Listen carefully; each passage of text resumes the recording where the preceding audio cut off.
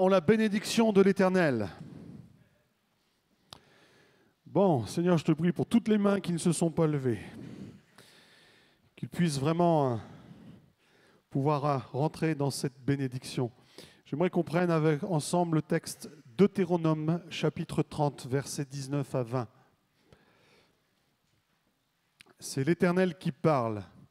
J'en prends aujourd'hui à témoin contre vous, le ciel et la terre. J'ai mis devant toi la vie et la mort, la bénédiction et la malédiction. Choisis la vie afin que tu vives, toi et ta postérité. Pour aimer l'Éternel, ton Dieu, pour obéir à sa voix et pour t'attacher à lui. Car de cela dépend ta vie et la prolongation de tes jours. Et c'est ainsi que tu pourras demeurer dans le pays de l'Éternel, que l'Éternel a juré de donner à tes pères, Abraham, Isaac et Jacob. Amen. Amen. Dieu a mis devant son peuple, devant tous ceux qui leur donnent sa vie, la bénédiction et la malédiction, la vie et la mort. Il y a toujours un petit choix à faire. De choisir de marcher selon la bénédiction de Dieu ou de marcher selon la malédiction. Et on va voir ensemble ce que ça comporte de vouloir marcher dans la bénédiction de l'Éternel. Mais en tout cas, c'est un choix qui est posé devant nous. Et on voit bien que la volonté du Père, et il insiste, mais choisis la vie. Tu as le choix, mais choisis la vie. Le désir de Dieu, c'est que tu sois heureux. Peut-être que tu en doutes. Mais Dieu veut que tu sois heureux, Jean-Marie. Il aime ton sourire. Et nous aussi. J'ai mis devant toi la vie et la mort, la bénédiction et la malédiction. Choisis la vie afin que tu vives, toi et ta postérité. Dieu veut que tu sois heureux, que tu sois béni. Et si tu choisis la vie, ça va en découler sur toute ta postérité. Quand tu choisis de bénir, de rentrer dans la bénédiction de l'Éternel, tu bénis tes enfants, tes petits-enfants et tes arrière-petits-enfants. Amen. Et les grands-parents, les arrière-grands-parents, choisissez la vie. Que vos enfants, petits-enfants, arrière-petits-enfants soient bénis. Amen. Je sais que certains disent mais ça fait des années que je marche avec Dieu, c'est pas pour autant que mes enfants, mes petits-enfants marchent avec Dieu. Il y en a qui en sont loin. Ne mets pas en doute la parole de Dieu. Dieu, tôt ou tard, en son temps, va bénir ta descendance. Si tu restes fidèle à Dieu, ta foi aura des conséquences sur ta famille. C'est obligé. Je ne connais pas de famille où Dieu est rentré, il n'a touché qu'une personne. Quand Dieu rentre dans une maison, il touche une famille complète. Alors, on n'est pas à l'abri que dans une famille, il y ait quelques têtes dures, peut-être des cœurs très endurcis, très fermés à la bénédiction.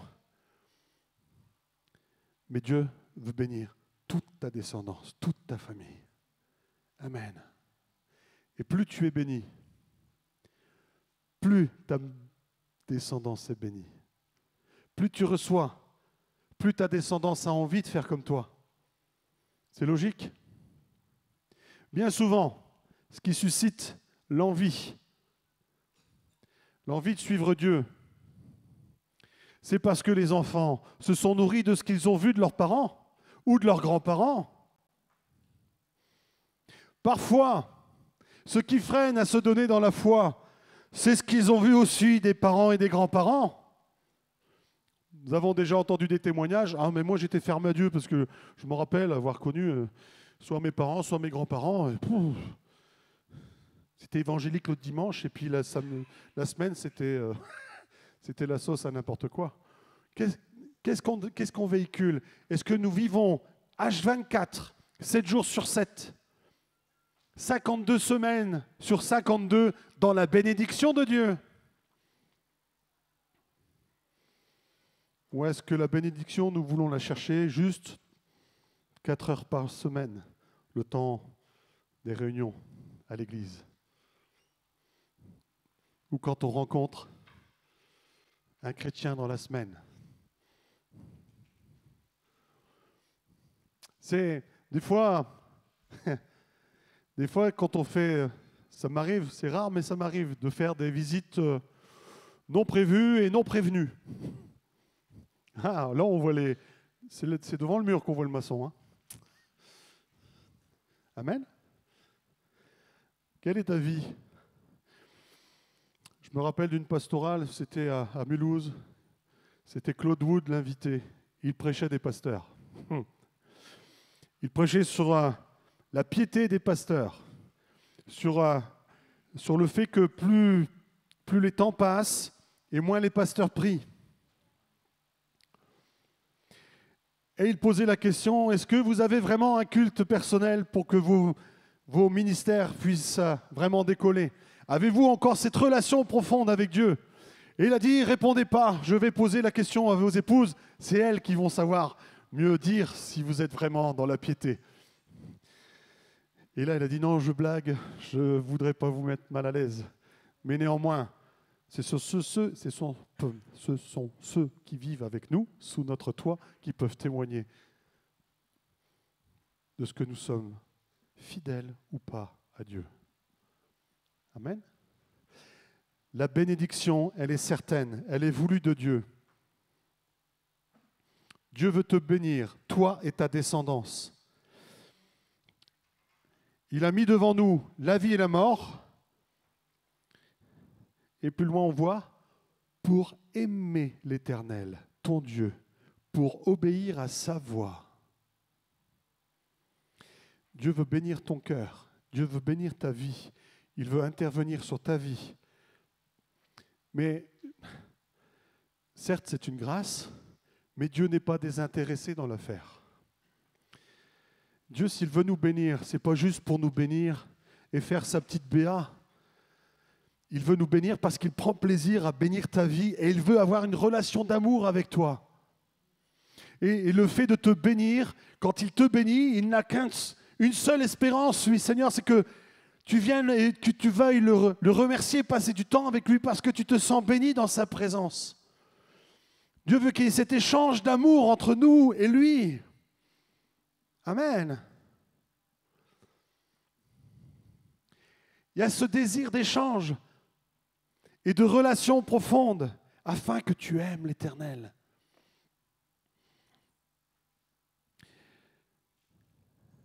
Et on voit la conséquence, car cela dépend de ta vie, car de cela dépend ta vie et la prolongation de tes jours. Je sais que des scientifiques cherchent le moyen d'allonger notre espérance de vie. Ils cherchent à nous rendre immortels. Tu veux prolonger tes jours? Fais de l'Éternel tes délices. Cherche la bénédiction de Dieu. Cherche à avoir cette relation d'amour avec lui. Aime-le, aime-le. Il bénira ta vie. Amen. Ouais, pasteur, tu es en train de nous faire l'évangile à l'eau de rose. L'évangile, viens à Jésus, il te bénira. Oui, il va te bénir. Il va te faire passer aussi par des temps d'épreuve, par des temps de difficulté, pour te montrer qu'il est avec toi et que lui, à chaque fois, il a la solution pour t'en sortir. Ça ne t'immunise pas contre les problèmes de la vie, mais Dieu est là. Papa est là. Papa est là. L'Éternel est mon berger. Je ne manquerai de rien. Amen. À un moment donné, ta houlette et ton bâton me... Alléluia, parce que tu conduis ma vie. Même si je passe par des épreuves dans lesquelles je n'avais pas envie de passer. On va prendre un exemple. Quand on est chrétien, il y a un truc qui ne va pas au niveau de la santé. Ce truc nous amène à une prise de rendez-vous pour passer sur le billard, comme on dit. Quel est le chrétien qui aspire à être opéré? Merci, il n'y a aucune main qui se lève. On n'a jamais autant d'espoir d'être béni que quand on nous annonce qu'on doit être opéré. Seigneur, je crois en ta guérison, guéris-moi. Et Dieu a cette volonté parfois de nous guérir, mais parfois il a cette volonté aussi de nous laisser passer par une épreuve médicale. Il est avec nous. C'est pas parce que tu vas passer sur le billard que Dieu t'aime pas. Amen. Oh. Oh. Ben oui, et heureusement. Qui a déjà été opéré ici? Ça voudrait dire que tout ça, tous ces gens-là, Dieu les aime pas? Dieu veut pas vous bénir? Ah, mais je sais, ça c'est la pensée que Satan vient vous glisser. T'as pas assez de foi. T'as douté. C'est parce qu'il y a eu un manque dans ta vie. Dieu n'a pas pu agir. Non, rejette ça. Parfois, Dieu se sert aussi de ça pour nous bénir. Amen. Je me rappelle ce témoignage de Yong Guichot. Le CEPRI lui demande va à l'hôpital. Et puis, il est tellement surmené que l'église, la plus grande église du monde, non, j'ai pas le temps. Va à l'hôpital, j'ai pas le temps. Va à l'hôpital, j'ai pas le temps. Et à un moment donné, il se prend une gamelle, il se casse la jambe. Yong Guichot, des guérisons, des résurrections. Yong Guichot, au nom de Jésus, ressoude-toi. Au nom de Jésus, ressoude-toi. Bon, les frères du conseil, viens prier pour ma jambe. Au nom de Jésus, nous prions pour notre pasteur. Il ne s'est rien passé. Yong Guichot a été piqué dans son orgueil de pasteur. Il s'est retrouvé à l'hôpital, il s'est retrouvé emplâtré. Et là, il avait ce petit énervement contre Dieu. Pourquoi as-tu permis, moi qui prie pour des malades, qui ai des guérisons à foison, là, un simple tibia, je n'ai pas pu en ton nom le guérir. Et là, cet esprit s'est rappelé à lui. Ça fait 3 semaines que je te demande de venir à l'hôpital. Là, au moins, tu y es. Ah. Là, il s'est rappelé, il a dit, mince, qu'est-ce que tu veux que je fasse alors? Tu vas à tel étage, dans telle chambre, il y a une fille qui est malade, elle est en phase terminale, tu pries pour elle, je veux la guérir. Des fois, Dieu nous amène à vivre des choses. Pourquoi un tel a ça? Pourquoi pas l'autre? Pourquoi ça? On aura toute la connaissance à la fin, quand Jésus sera venu nous rechercher. Amen. 1 Jean, chapitre 4, versets 15 à 19. Celui qui confessera que Jésus est le Fils de Dieu, Dieu demeure en lui et lui en Dieu. Et nous avons connu l'amour que Dieu nous a pour nous. Et nous y avons cru. Dieu est amour. Et celui qui demeure dans l'amour demeure en Dieu. Et Dieu demeure en lui. Tel il est, tel nous sommes aussi dans ce monde. C'est en cela que l'amour est parfait. C'est en cela que l'amour est parfait en nous, afin que nous ayons de l'assurance au jour du jugement.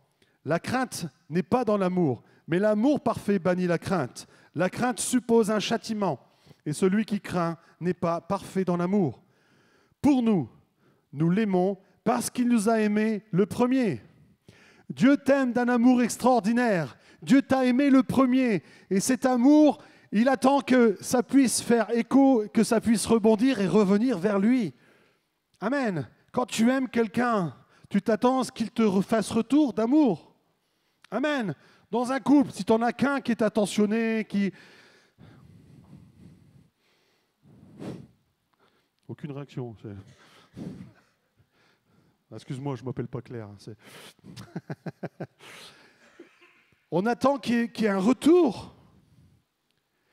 Si dans un couple, par exemple, il y en a un qui témoigne à fond de l'amour, qui est sans arrêt dans la séduction, et que l'autre, il reste de marbre, complètement insensible, et cause toujours, il arrive un moment, qu'est-ce qui va se passer? L'amour va s'affadir. Et l'autre personne va même détourner son regard. Combien de couples sont dans l'impasse parce qu'il n'y a pas cet échange?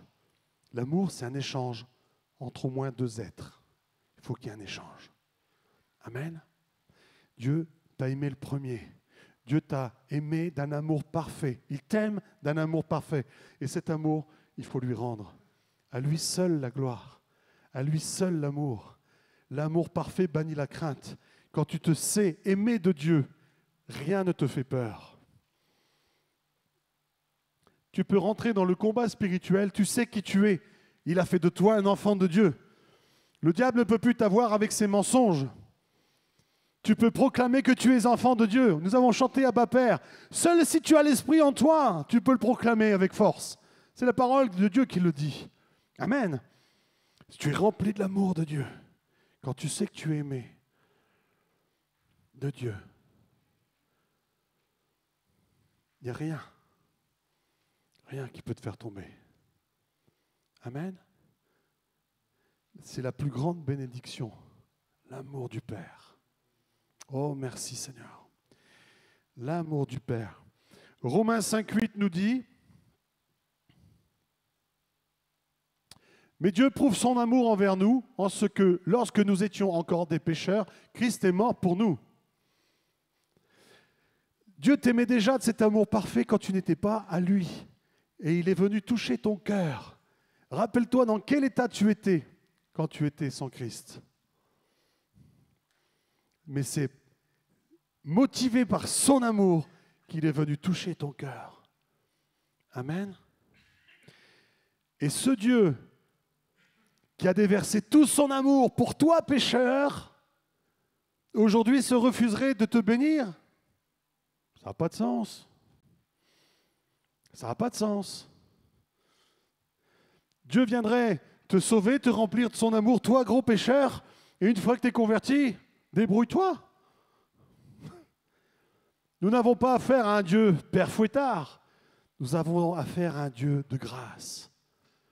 Amen. Amen. Amen, ou on est chez les légalistes, là? Seigneur, parle aux pharisiens ce matin. S'il y en a. 2 Corinthiens 5, versets 14 à 15. Car l'amour de Christ nous presse, parce que nous estimons que si un seul est mort pour tous, tous donc sont morts. Et qu'il est mort pour tous, afin que ceux qui vivent ne vivent pas pour eux-mêmes, mais pour que celui qui est mort est ressuscité pour eux. Dieu vous a aimé, Dieu vous a touché pour qu'on l'aime. Tu ne peux pas te dire chrétien, né de nouveau, si tu n'aimes pas Dieu. Tu ne peux pas te dire chrétien, né de nouveau, aimer Dieu si tu n'aimes pas tes frères et sœurs. Tu peux te dire chrétien, né de nouveau, j'aime Dieu, je suis passionné, j'adore louer Dieu. Mais l'Église et les chrétiens, pouf. Oui, il y a une vie de famille, des fois on se prend la tête. Mais globalement, Seigneur, j'aime l'Église. J'aime l'Église. Mon cœur de papa se réjouit quand j'annonce à mes enfants: dimanche prochain, je prêche dans telle église. Et cette fois-ci, je ne les veux pas seuls, on y va tous. Oh non! Oh non, nous on veut la douer. Oh non! Les gamins, ils se sentent chez eux.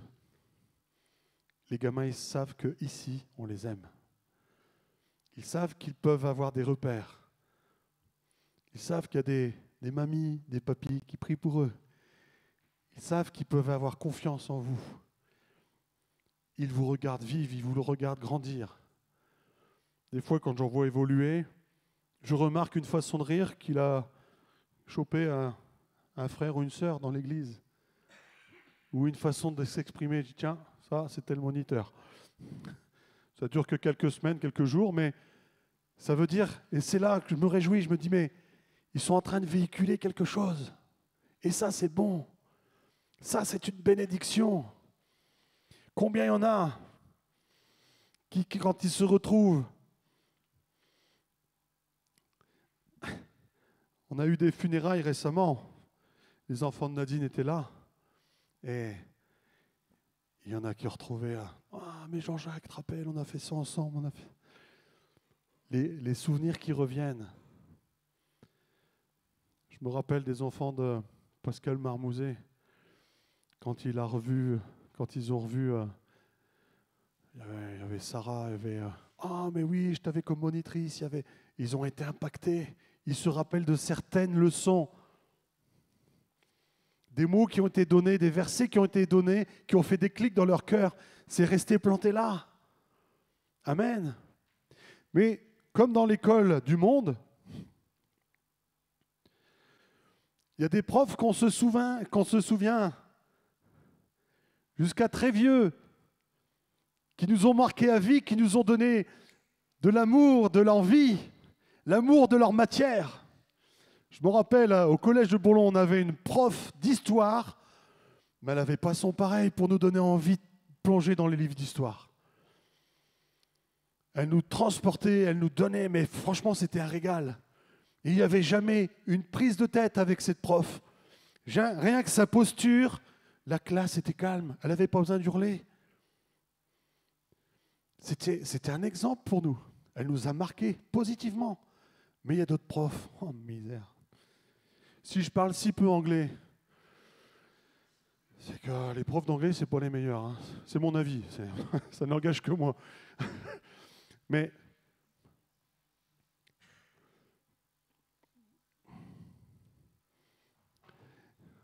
non, je ne m'étendrai pas sur d'autres matières, mais il y a plein de trucs qui me reviennent là. Mais voilà, il y en a combien qui nous ont dégoûtés de certaines matières. Parfois, si certaines personnes sont nulles en français ou sont nulles en maths, parce qu'ils sont tombés sur des profs dictateurs, qui n'ont pas réussi à transmettre leur passion de la matière avec amour. Et parfois, nous prenons ces rôles-là en tant que parents, en tant que grands-parents, en tant que frères et sœurs de l'Église. Qu'est-ce que l'on transmet à nos enfants? Si tu transmets les versets à coups de matraque, il faut que tu pries, Jésus te voit. Tu n'as pas rangé ta chambre, tu vas voir quand Jésus va revenir. J'en connais qui élèvent leurs gamins comme ça.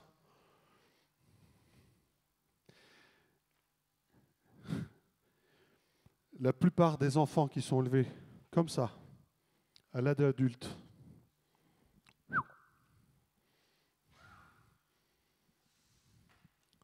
on lâche l'affaire. Parce que ça n'a pas été donné comme une bénédiction. On n'a pas dispensé une grâce, mais on a mis un carcan sur eux. Il n'y a qu'à, faut que, tu dois. Nous devons être des dispensateurs de la grâce de Dieu, non? Pourquoi Dieu nous a proposé devant nous la vie et la mort, la bénédiction et la malédiction? Choisis la vie. Mais fais-en de même avec tes enfants. Je n'ai jamais mis aucune pression sur mes enfants pour qu'ils prient. Nous n'avons jamais mis aucune pression sur nos enfants pour qu'ils se plongent dans les eaux du baptême. Chaque fois qu'il y a eu une demande, ça a été de leur propre chef. Mais quel bonheur quand d'eux-mêmes, tu les vois s'installer, prendre leur Bible. Tu les vois s'installer. Ou quand on est en train de mettre la table et ton ado arrive et dit « Non, moi je jeûne. » Ah, ok. Ok. Moi je me frotte les mains parce qu'on n'a plus à manger. mais gloire à Dieu. On n'a jamais imposé quoi que ce soit à la maison. Et quand on impose des choses,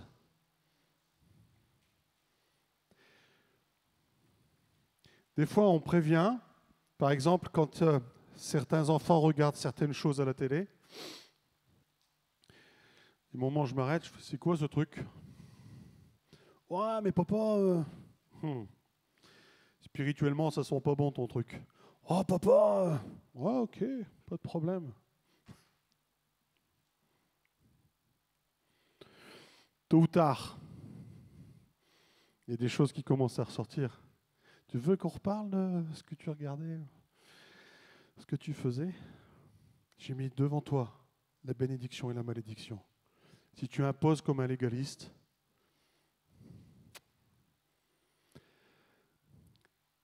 laisse le choix de dire « Je veux vivre dans la bénédiction et la vie ». Amen. Tu ne pourras pas mettre tes enfants sous une bulle. Je ne sais pas pourquoi j'insiste sur ce point, ce n'était pas prévu. Mais laisse le choix. Tu ne peux pas les protéger indéfiniment, ce n'est pas possible. Et si tu les protèges à outrance, quand ils vont pouvoir prendre leur liberté, crois-moi qu'ils vont se lâcher. Et ça ne va pas te faire plaisir. Et dans le risque de, quand ils vont se lâcher, ne vont-ils pas perdre la foi en même temps? Alors je crois que quand Dieu met quelque chose dans le cœur de l'enfant, tôt ou tard ça va ressortir. Mais certains enfants vont revenir à Dieu quand et dans quel état? Il est là le problème. Amen. Merci Seigneur pour ta grâce. Nous comptons sur toi. On ne naît pas parent, on le devient. Amen. Je tiens à vous encourager, on fait ce qu'on peut avec ce qu'on a.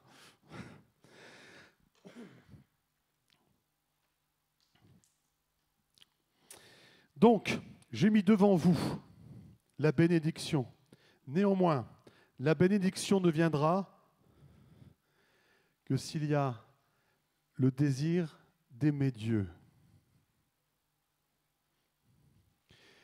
Dieu veut te bénir pour qu'il y ait cet échange entre toi et lui. Ça, on l'a compris. Mais encore faut-il le vivre. Bien souvent, nous sommes conditionnels. Si tu bénis, alors je ferai. Si tu réponds à ça, alors je serai. C'est qui Dieu dans l'affaire? Qui est le maître dans la vie ici? Dieu veut envoyer sa bénédiction aux personnes qui l'aiment, parce qu'ils se sentent aimés de lui. Et parce qu'ils se sentent aimés de lui, veulent lui obéir. Je ne vais pas faire les choses qui sont marquées dans la Bible par contrainte, mais ça va me procurer de la joie parce que j'aime mon Dieu. Je sais que c'est lui qui m'a béni, c'est lui qui m'a touché, et pour lui plaire, je vais obéir à ce qui est marqué dans sa parole. Je veux faire ce qui plaît à mon Dieu. Parce que je suis enfant de Dieu, je suis chrétien. Et c'est quand je suis dans l'obéissance, quand je lui soumets toute ma vie, c'est là que la bénédiction, elle coule. Amen. La bénédiction ne tombera pas si tu restes dans ton canapé à rien faire et que tu attends qu'elle te tombe dessus. Seigneur, bénis-moi. Bénis-moi. Moi. Bénis-moi.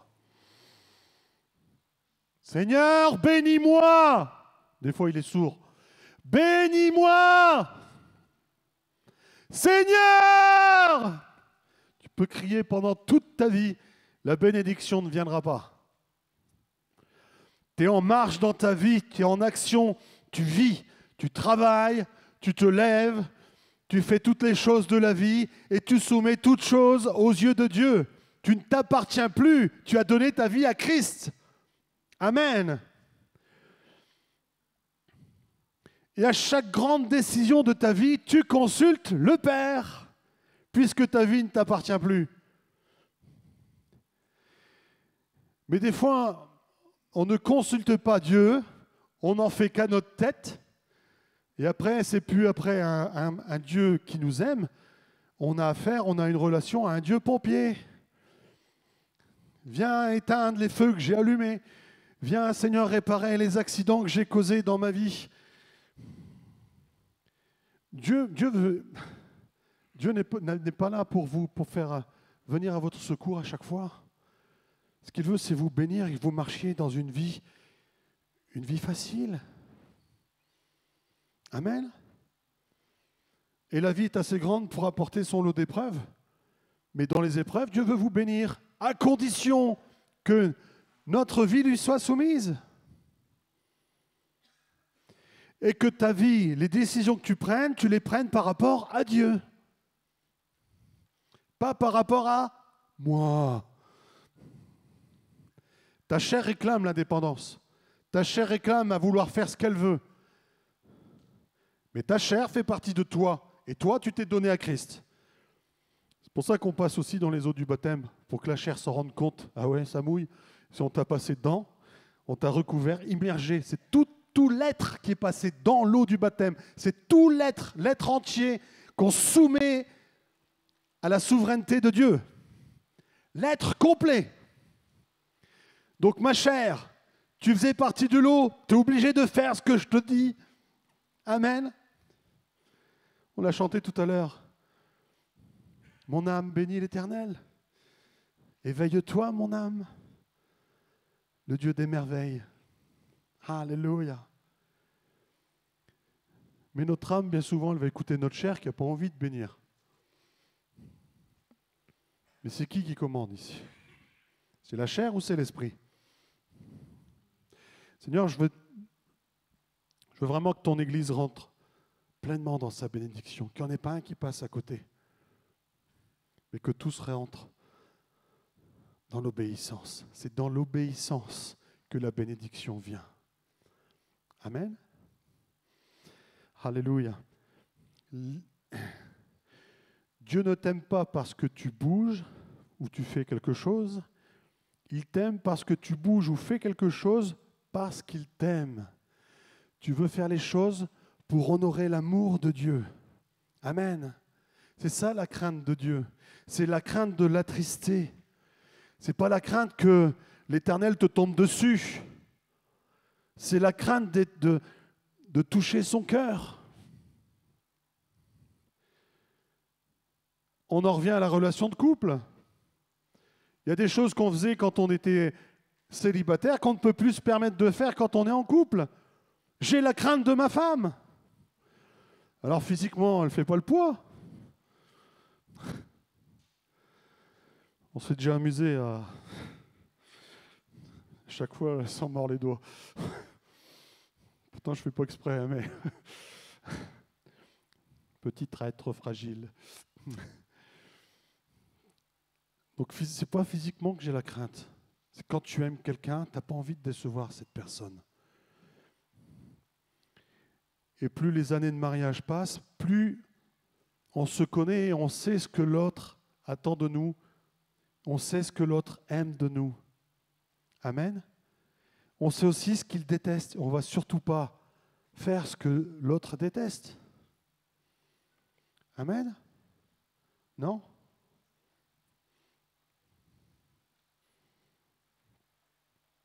Avec Dieu, c'est pareil. Il y a des sujets qu'il faut soumettre à Dieu parce qu'on n'a pas les réponses. Mais globalement, les grandes lignes de la vie sont écrites dans la parole de Dieu. Plus tu vas prendre connaissance de la parole de Dieu, plus tu sais ce que tu dois faire pour lui plaire. Amen. Par exemple, pardonner, ce n'est pas une option. Il n'y a pas besoin de consulter l'Éternel pendant 6 mois pour savoir si tu dois pardonner à cette personne. C'est écrit. Pardonne 7 fois. 60. Les Belges disent 90, 70. 70 fois. Par jour. Ça en fait des fois. Alors j'espère de tout mon cœur qu'on ne vous blesse pas 7 fois, 70 fois dans la journée. Non, pose-toi des questions, il y a une cible sur toi. Et ça, on n'a pas besoin de consulter l'Éternel. On sait que Dieu veut qu'on pardonne. On sait que Dieu veut que l'on bénisse, que l'on aime. Aime ton prochain comme toi-même. Pourquoi tu t'en veux? Pourquoi dis-tu que tu es nul? Pourquoi dis-tu que tu vaux rien? Rien que parce que Dieu a mis son amour dans toi, déjà là, tu ne peux plus dire que tu es quelqu'un de nul. Tu es une personne sur laquelle Dieu a posé sa main, a posé son amour. Il veut te remplir et te bénir. Amen. Amen. Regarde ton voisin et dis-lui, tu es un amour de Dieu. Hein? Oh. Dieu t'aime, Ryan. J'ai mis devant toi la bénédiction et la malédiction, la mort et la vie. Choisissez la vie. Soumets ta vie à Christ. Décide de lui obéir, mais pas par légalisme, par amour pour lui. Seigneur, je veux te bénir. Je veux que ma vie te fasse plaisir. Amen. Si on conseille aux jeunes couples, ne couchez pas avant le mariage. Ce n'est pas pour vous prendre la tête. C'est ce qui est recommandé. Si tu te préserves, tu te gardes, tu donnes une formidable occasion à Dieu de pouvoir bénir ton couple. Alléluia. Comment veux-tu avoir la pleine bénédiction sur ton couple si tu n'en as fait qu'à ta tête juste avant? Seigneur, bénis-moi. Mais à quel moment tu demandes pardon pour ce que tu as fait avant?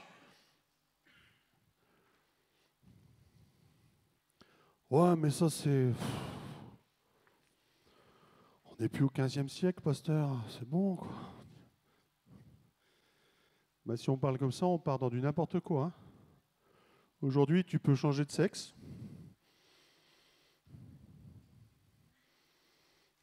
Un couple, c'est plus un homme, une femme, c'est... Mais si on écoute ça, c'est bon. Là, c'est fini. Que dit la Bible? Un homme, une femme. Et les relations intimes, c'est quand on est marié. Amen.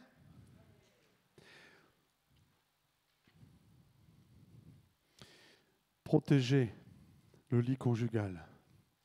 Protéger la chambre. Ça doit être un sanctuaire. Amen. La chambre, c'est un lieu très saint. Chaque fois qu'il y a intimité dans le couple, il y a une alliance spirituelle qui se vit. C'est saint. C'est saint. L'ennemi a voulu détériorer cela, détourner, galvauder les relations intimes. Mais les relations intimes ont été créées par Dieu. Et c'est bon et c'est saint. Quand c'est dans le cadre de Dieu. Tout ce qui sort du lit de la chambre conjugale, c'est pas de Dieu. Les relations intimes, c'est dans le cadre du mariage entre le mari et son épouse. Si on sort de ce cadre-là, ça n'est pas de Dieu. Nous sommes dans la désobéissance. Là, c'est de l'impureté. Là, c'est de la dissolution. Et dès qu'il y en a un qui déroge à cette règle-là, il n'est plus dans l'obéissance. La bénédiction ne peut plus couler. Mais là, le pire, c'est que la barrière de la bénédiction se coupe non seulement sur toi, mais sur ton couple. Et sur les enfants. Amen. Des fois, il y a des nœuds dans la famille. Cherche pas plus loin. Quand on est dans ce genre de désobéissance, on laisse accès au diable et on coupe la bénédiction de l'Éternel. Tant que tu n'as pas résolu ce problème, ce dérapage, cette glissade, cette sortie de route, Dieu ne peut plus bénir le couple. Dieu ne peut plus bénir la famille. Amen. Et là, ce n'est pas une question de légalisme. C'est une question, qu'est-ce qu'on veut? Qu'est-ce qu'on veut dans notre vie? Moi, je ne sais pas, on va bientôt en avoir un début août. Pierre et Carla, c'est bon? Non? Ouais, ok. Si vous voulez dire non, c'est maintenant. Hein, c'est plus. Dans quelques semaines, il sera trop tard. Le jour même, ils peuvent dire non, oui. Oui. Oui. Ça coûte... Ça coûte trop cher pour dire non.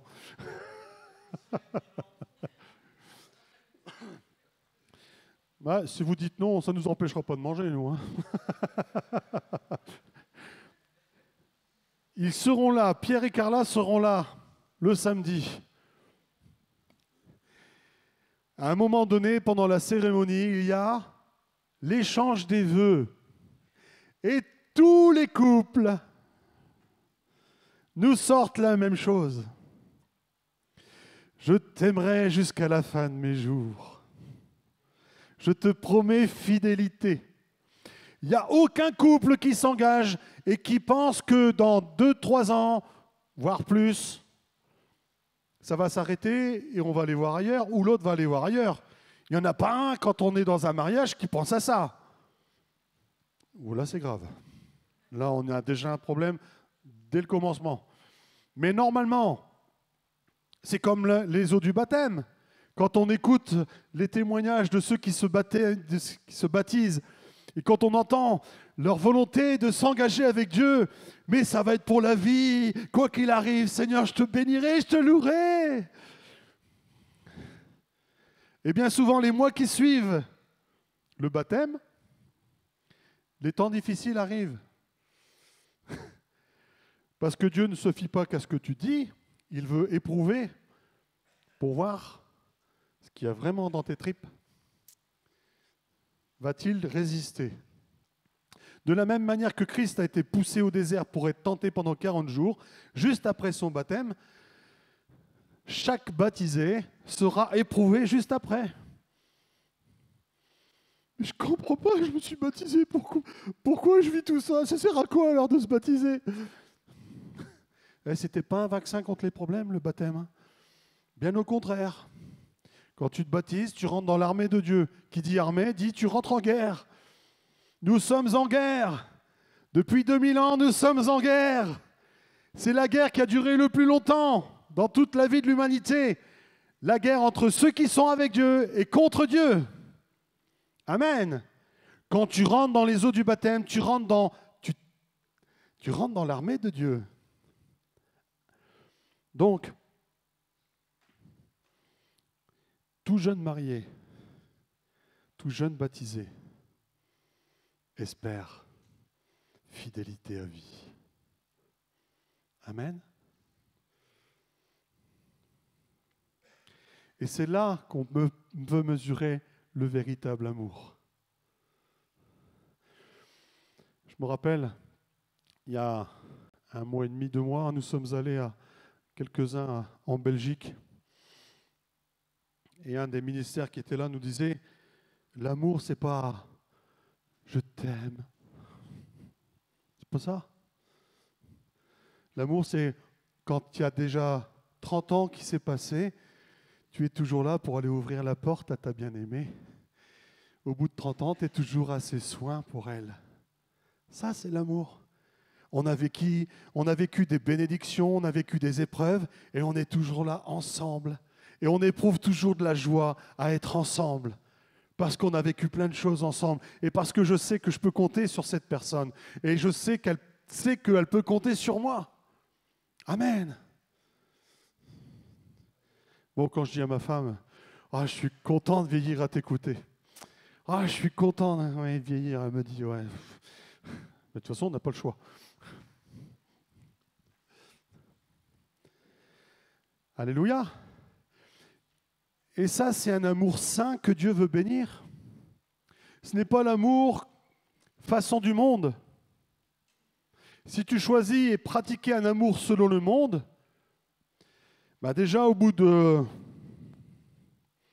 C'est 3 ans à peu près. Ouais, ils disent qu'au bout de 7 ans, tu as fait le tour de la personne, c'est plus que tu ne peux plus m'aimer. Il faut que tu changes.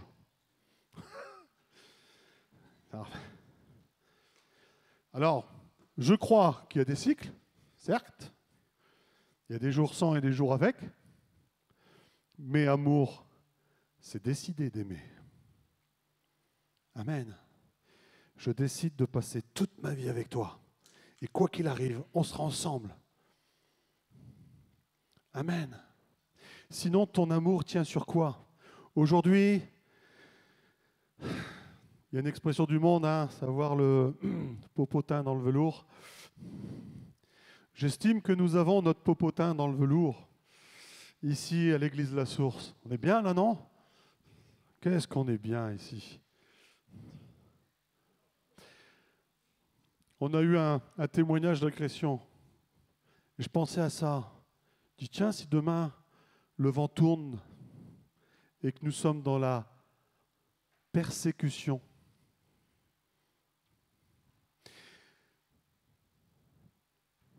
là, en ce moment, par exemple en Algérie, tous ceux qui sont identifiés chrétiens ont du mal à trouver du travail. Et souvent, ils sont poussés dehors s'ils sont en location. Parce qu'il y a la préférence religieuse. Si tu n'es pas musulman, tu dégages. Alors là, je peux vous dire que en Algérie, dans ce genre de pays aujourd'hui, comme l'Iran, comme l'Inde, là, je peux vous dire que les gars, quand ils s'engagent dans les eaux du baptême, là, on sait qu'ils ont la foi. Là, on sait qu'ils aiment Dieu. Alors aujourd'hui, tout le monde va bien ici. Amen. On a le popotin dans le velours. Mais si demain, les temps se durcissent, est-ce que ton cœur sera toujours attaché à Christ? Est-ce que ton cœur sera toujours dans la louange?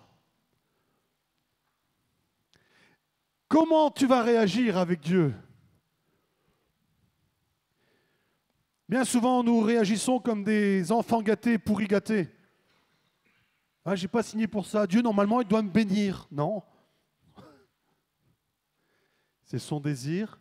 Il le souhaite de tout son cœur. Dieu fait des pécheurs de ses enfants. C'est pour les bénir et les aimer de tout son cœur. Néanmoins, quand la persécution viendra, quand Dieu permet la persécution, c'est pour que sa parole se répande, pour que le nombre de ses enfants se multiplie de manière extraordinaire. C'est dans la persécution que l'évangile est proclamé avec force et puissance. Amen. Plus il y a persécution, plus il y a réveil. Et je pense que c'est ce qui nous manque un peu en France. Certains se plaignent et veulent aller dans les rues, faire des pétitions, aller dans la rue. Ouais, il faut qu'on puisse nous laisser l'expression libre. Parce que c'est vrai qu'aujourd'hui, la persécution commence à venir tout doucement. Elle ne fait pas de bruit, elle vient de manière silencieuse, vicieuse, mais elle commence à s'installer. On commence à nous dire, attention à ce que vous prêchez. La petite parenthèse que j'ai faite sur le choix du sexe, sur l'homosexualité, normalement, c'est répréhensible. Mais je suis désolé, c'est ce qui est écrit dans la parole de Dieu. Et il n'y a pas question de changer, d'arracher des pages dans la Bible. Mais aujourd'hui, est-ce qu'on va encore avoir le cran de pouvoir proclamer notre foi, proclamer notre amour? Mais vous allez vous taper la honte, je vous préviens. Être chrétien, c'est nul. T'es pas à la mode. Je me rappelle, ça me fait penser à une fois quand je travaillais encore à Leroy Merlin. J'étais en train de faire un devis, puis au bout d'un moment, mon oreille a été attirée et je commençais à comprendre le fond de la discussion de mes collègues. Et là, j'ai dit, oh non, c'est pas vrai. Ils étaient en train de se dire, pour essayer de savoir qui d'entre eux avait eu le plus de partenaires dans leur vie.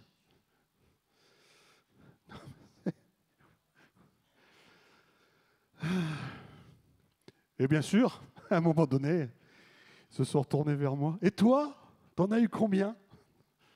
Oh, moi, une. Et là, ils m'ont regardé. Bah, c'est pas possible. Bah si, c'est possible. Il y en a un, j'ai cru qu'elle allait prier pour moi, tu vois. Il était pris de compassion. T'as connu que ta femme, malheureux? Mais c'est toi le malheureux. C'est toi le malheureux, c'est pas moi. Je suis pas à plaindre, c'était un choix de vie. Je dis, c'est pas... Tout va bien, je suis bien. Mais ils étaient tous béabas de dire, mais c'est pas possible, ça existe encore ça. Il y en a un qui m'a fait la réflexion, ça existe encore ça? Ben, je dis, ouais. Je suis pas le seul, il y en a plusieurs dans l'église. Hein. J'espère.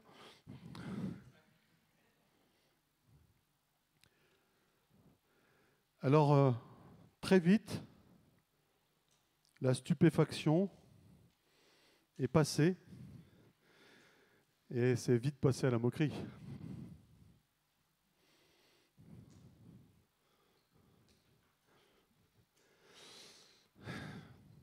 Dès qu'il y avait des blagues un peu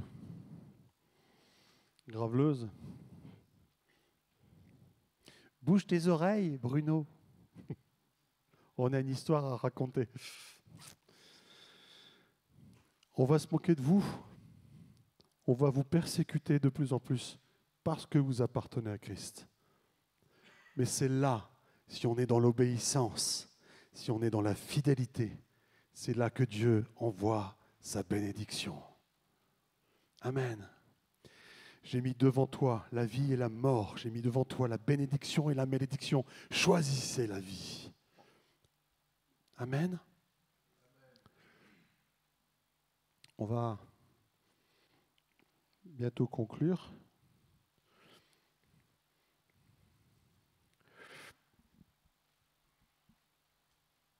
En fait, c'est mieux quand on est sur le pupitre.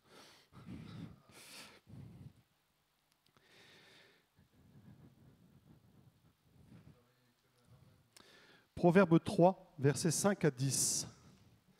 Confie-toi en l'Éternel de tout ton cœur et ne t'appuie pas sur ta sagesse. Reconnais-le dans toutes tes voies et il aplanira tes sentiers. Ne sois point sage à tes propres yeux. Crains l'Éternel et détourne-toi du mal. Ce sera la santé pour tes muscles, un rafraîchissement pour tes os. Amen. Tous ceux qui sont pris de rhumatisme, tous ceux qui sont mal partout. Proverbe 3. Honore l'Éternel avec tes biens, avec les prémices de tout ton revenu. Alors tes greniers seront remplis d'abondance et tes cuves regorgeront de mou. Amen. Amen. Je savais que j'aurais pas eu d'amen sur ce truc-là. Comment veux-tu, si tu n'as pas déjà cette capacité à rendre grâce à Dieu pour ce que tu as, pour ce que tu gagnes, pour ce que tu es? Moi, je bénis Dieu parce que j'ai rien foutu à l'école. Mais aujourd'hui, je peux proclamer que j'ai été béni dans ma vie. Amen. Et j'estime que tout ce que j'ai, je le dois à Dieu. Amen. Et la reconnaissance. Là, encore une fois, on n'est pas dans une secte ici. Je n'impose rien à personne. Mais à un moment donné, si tu aimes Dieu, tu veux lui rendre grâce, tu remets une partie de ce que tu as gagné pour le remercier. Souvent, on va appeler ça la dîme. Mais ce n'est pas une question de dîme. On ne t'impose pas de donner 10% de tes revenus. Quand tu gagnes que 1 000 euros, si on te demande 10%, il te reste 900. C'est vrai que ça fait mal, hein? Tu gagnes 10 000. C'est plus facile de mettre 1000. Hein? Je n'avais pas prévu de parler d'argent non plus, mais bon, on y est, on y va. C'est pas mon genre en plus, mais bon. Mais quand on aime son Dieu, quand on sait que c'est lui qui nous a bénis, qui nous a donné cette situation dans laquelle on est, Seigneur, je veux être reconnaissant et je veux être fidèle. Et comme je t'aime, et comme en plus j'aime l'Église, Seigneur, je veux bénir. Et je sais qu'en étant dans cette obéissance, il y aura un retour de bénédiction. Mais parfois, il y a des chrétiens ils ont des crabes dans les poches. Non, non, tu ne touches pas mon argent, pasteur. Hein? Mais derrière, c'est ceux qui se plaignent Parce que les écluses du ciel ne s'ouvrent pas pour eux. La bénédiction vient dans l'obéissance. Dieu donne des promesses. Dieu donne des promesses. Ce n'est pas pour nous contraindre, c'est pour pouvoir nous donner des occasions de nous bénir. Mais quand tu as compris ça, tu donnes généreusement. Amen. Enfin, moi, je n'ai jamais contraint personne. Nous, on fait rarement des appels. Et quand on fait un appel, c'est pour une situation malheureuse. Là, je me souviens de la petite, là, à Madagascar, qui avait été brûlée. J'avais lancé un appel là-bas de Madagascar. Vous avez donné généreusement. Et gloire à Dieu. Mais là, c'est des besoins ponctuels pour pouvoir bénir quelqu'un. Mais en aucun cas, on a fait des pressions financières sur l'Église. Je ne suis pas... Enfin, non. Une fois, un frère vient me voir et me dit « Pasteur, j'ai compris que je devais donner ma dîme. Et je dois donner combien ?» J'en sais rien, moi. Je dis « Pourquoi tu me demandes à moi ?» Je dis « Demande au patron. C'est à lui de mettre dans ton cœur ce que tu dois donner. Parce que moi, tu me demandes, mais tout. Donne tout. »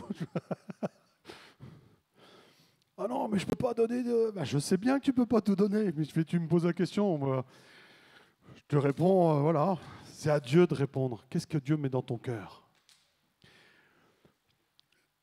Je sais que les anciens connaissent cette histoire, mais Vito, qui était le doyen de l'Église, un jour, il arrive en réunion, il venait de toucher sa quinzaine. Et dans la réunion, le Seigneur lui dit, ce que tu as dans ta poche, va le donner au frère qui est là-bas. Et là, Vito, il remet sa main, il savait, mais quand même, il vient. Mais Seigneur, c'est ma quinzaine. Oui, mais ce que tu as dans ta poche, va le donner au frère qui est là-bas. Ouais, mais Seigneur, j'en ai besoin pour nourrir ma famille, et ce que tu as dans ta poche, va le donner au frère qui est là-bas. Oui, Seigneur, je vais obéir. Vito a obéi. À la fin de la réunion, il est allé voir le frère, il dit, tiens frère, Seigneur m'a donné à cœur de te donner ça.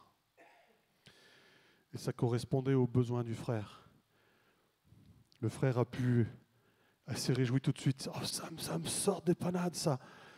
Ça m'enlève une épine du pied, je vais pouvoir... oh, merci Seigneur, ils ont prié ensemble, ils se sont réjouis ensemble. Et puis après, Vito, il fait, bon, maintenant, je vais aller raconter ça à Maria. Il n'était pas sorti qu'un frère elle est venu le voir et a dit, Vito, Dieu m'a mis à cœur de te donner ça. C'était le double de ce qu'il avait donné au frère. Quand on est dans l'obéissance, Dieu peut bénir. Dieu peut bénir. Pas dans l'obéissance légaliste. Je suis dans l'obéissance parce que j'aime mon Dieu. Je veux bénir mon Dieu. Je veux faire plaisir à mon Dieu. Quand tu es dans ce mood-là de vouloir bénir et plaire à Dieu, Dieu veut te bénir et Dieu va ouvrir les écluses du ciel pour toi. Amen. Ne reste pas dans une position de frustré, de Calimero. Tout le monde est béni sauf moi. Bénis-moi. Ça tombera pas. Ça tombera pas. Seigneur, je veux faire de toi mes délices. Rentre. Si tu as perdu ton premier amour, si tu prends plus de plaisir dans l'éternel, mais demande qu'il te renouvelle. Il va te renouveler ton cœur. Il va faire en sorte que tu puisses l'aimer de tout ton cœur, de toute ton âme. Amen. Et c'est quand il y a cette relation d'amour et d'obéissance que là, les écluses du ciel peuvent s'ouvrir pour toi et pour les tiens. Amen. Pose une question bête. Qui veut être béni? Mais obéissez dans l'amour pour aimer et plaire à Dieu. Et ça viendra sur vous. Amen. Un dernier verset, on arrête là. On est toujours dans le psaume 37.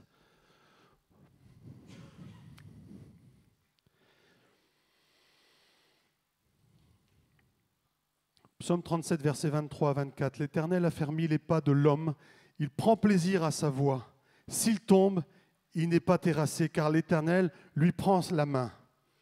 Mais juste avant, au verset 1 à 5, ne t'irrite pas contre les méchants, n'envie pas ceux qui font le mal, car ils sont fauchés aussi vite que l'herbe. Et ils se flétrissent comme le gazon vert. Mais confie-toi en l'Éternel et pratique le bien, et le pays pour demeure et la fidélité pour pâturage. Fais de l'Éternel tes délices et il te donnera ce que ton cœur désire. Recommande ton sort à l'Éternel, mets en lui ta confiance et il agira. C'est une promesse. C'est une règle spirituelle. Si tu es dans l'obéissance parce que tu aimes Dieu, la bénédiction viendra. Ce que Dieu t'a promis, il va le faire. Amen. Ne doute pas. Tu n'es pas le Calimero, tu n'es pas le vilain canard que Dieu n'a pas envie de bénir parce que c'est telle ou telle personne. Non, Dieu veut vous bénir tous ce matin parce qu'il a un profond amour pour vous. C'est lui qui t'allait toucher vos cœurs. C'est lui qui vous a appelé. Amen. Fais de l'Éternel tes délices. Je vous invite à courber les fronts. Père, je te bénis et me réjouis parce que ton désir, c'est que tout soit sauvé, que tout soit touché par ton amour. Et ton désir, c'est que nous vivions tous une profonde relation d'amour avec toi. Seigneur, renouvelle-nous dans notre relation à toi. Je te prie particulièrement pour ceux qui ont perdu leur premier amour. Seigneur, renouvelle-les. Renouvelle les sentiments qui étaient en eux. Rafraîchis-les. Pour que ça puisse se faire, ceux qui sont dans cette situation, demandez pardon sincèrement à Dieu et réclamez ce rafraîchissement. Seigneur, je sais que ton désir, c'est que tous soient pleinement bénis, que tous se sentent aimés de toi. Je sais que tu as des plans de prévus pour chacun. Je sais que, Père, l'ennemi veut aussi nous freiner, nous arrêter. Mais ce matin, on ne veut pas prêter l'attention à l'ennemi. Nous voulons concentrer nos regards vers toi, vers ton cœur. Remplis-nous, Seigneur, comme on l'a chanté tout à l'heure. Remplis-nous. Rafraîchis l'amour qui est entre nous. Seigneur, que nous puissions être dans l'obéissance. Une obéissance bienveillante. Une obéissance saine. Pas une obéissance égoïste, afin de absolument être béni, mais une obéissance parce que nous t'aimons. Seigneur, je te prie pour cela. Renouvelle ton assemblée. Renouvelle tous ceux qui soupirent après toi. Et Père, que tous puissent rentrer sur cette terre promise, Seigneur, que tu as prévue sur chacun. Père, c'est ma prière au nom de Jésus. Bénis ton Église. Bénis tes enfants. Alléluia. Bénis-les, Seigneur. Bénis-les, Jésus. Alléluia. Alléluia. Amen. Tu as Vito.